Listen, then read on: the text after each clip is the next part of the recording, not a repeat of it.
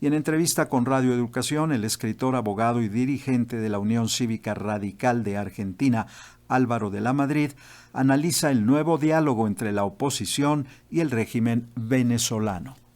Bueno, uno se ha mostrado realmente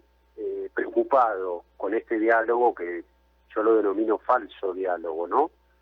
Esto ya viene desde la época de Chávez y hay muchos mojones en la historia de Venezuela, diálogos que lo único que proporcionaron fueron aire al régimen y que después recrudecieron las persecuciones, los presos políticos y el dramatismo de la situación. Esto ya ha pasado antes en el tiempo, es decir, el diálogo en Dominicana, el diálogo con el Vaticano, el diálogo con UNASUR, ahora llegamos a Barbados, y en cada contexto la situación se recrudece y se dramatiza. Fíjense ustedes que en este contexto de diálogo, la Asamblea Nacional Constituyente, en manos de Diosdado Cabello, con lo que ello representa y los vínculos con el narcotráfico, decide quitarle la inmunidad parlamentaria a cuatro diputados de la Asamblea Nacional y se recrudece, digamos, la tarea contra ese órgano, que es el único órgano constitucional de Venezuela. Yo creo que entiendo las buenas razones de Juan Guaidó, no desconozco por ahí las buenas intenciones, mejor dicho, pero me parece que ese diálogo es una trampa, que el presidente Guaidó debe clausurar ese diálogo y debe volver sobre sus pasos a darle la primacía a la Asamblea Nacional y ejecutar el artículo 187, inciso 11, coincido con Antonio Ledesma, la obligación de proteger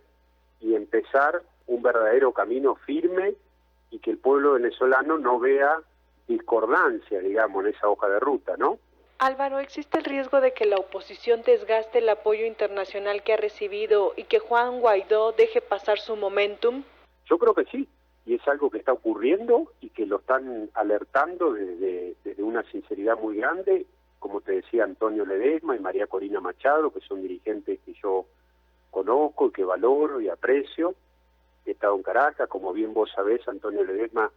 me ha prologado mi libro sobre Venezuela, Malandros, que hemos hablado, que da cuenta de toda la calamidad y de la cronología en el tiempo de lo que ocurrió en Venezuela, y me parece que sería una pena en ese contexto. Creo que también de alguna manera Maduro encuentra aire en la región con este penoso triunfo del kirchnerismo y con lo que presenta, digamos. Creo que es un aire para Maduro y una mala noticia para la región, y me parece que, Guaidó está administrando o tiene entre sus manos la esperanza de todo el pueblo venezolano de terminar con este secuestro que le ha autoimpuesto Miraflores, y hay que manejarse con una estrategia lineal, no correrse de ello y no generar un desaliento, porque al único que beneficia todo eso es a Maduro. Hoy, a mi modo de ver la situación, intentar hablar de elecciones y que el propio régimen en este contexto las administre, las convoque o que pueda ser parte sin rendir cuenta y como si nada hubiese pasado, me parece que sería la historia de una gran frustración luego de todos estos primeros pasos que han sido buenos en cuanto a la nominación de Guaidó como presidente encargado. Álvaro, en este contexto, ¿consideras que las sanciones internacionales surtirán algún efecto? Yo creo que las sanciones internacionales son una respuesta del mundo, como el congelamiento de los activos y la persecución penal que se está llevando en la Corte Penal Internacional, pero puede traer inconvenientes. A mí lo que me parece que hay que implementar y hacer operativo es la ayuda humanitaria y la intervención de fuerzas que garanticen, digamos, en el territorio que Maduro, su camarilla y sus secuaces y Diosdado Cabello dejen de generar esta matanza, este latrocinio, este exterminio que están haciendo con el pueblo de Venezuela. Y eso depende exclusivamente de hacer operativo el TEAR y el artículo 187, inciso 11 de la Constitución de Venezuela. Si nos quedamos con que los embargos y todas estas sanciones económicas pueden dar una respuesta a la situación de Venezuela, le vamos a dar aire discursivo a Maduro y va a terminar siendo algo que en el tiempo va a ser más gravoso todavía para las largas penurias que vive la gente en Venezuela, el pueblo. Además, Álvaro, tú has documentado precisamente cómo el régimen se ha hecho de dinero de manera ilegal. Tú has documentado los negocios irregulares del régimen y sus socios. Sí, claro. Bueno, esto lo hemos hablado hace muchísimo tiempo, que para entender a Venezuela hay que ponerlo en el contexto de lo que allí se juega en ese territorio en materia de geopolítica, ¿sí? Quienes sostienen a Venezuela son Rusia, China, Turquía, es decir, Erdogan, Irán, Hezbollah, que ahora Estados Unidos está intentando que sea declarado por la democracia del continente como agrupación terrorista, digamos, y sobre todo, como uno lo ha explicado, el narcotráfico. Esto ha hecho que en Venezuela prácticamente se haya puesto en bancarrota un país petrolero, la cuestión de la producción petrolera, y que se haya suplantado el sostenimiento económico del país a través del narcotráfico. Es decir, para el régimen le parece mucho más provechoso vender un barril de petróleo, que ha llegado a estar a $150 en el máximo nivel de precio, pero resulta mucho más provechoso un kilo de cocaína que puesto en Europa son 25.000, 30.000 euros. Eso sostiene al régimen y eso pone en peligro toda la región y ha hecho que allí se hayan instalado, tanto Rusia como China fundamentalmente, y defiendan sus posiciones,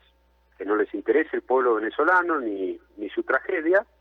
y que defiendan así sus posiciones geopolíticas. Por eso uno en el libro y en el análisis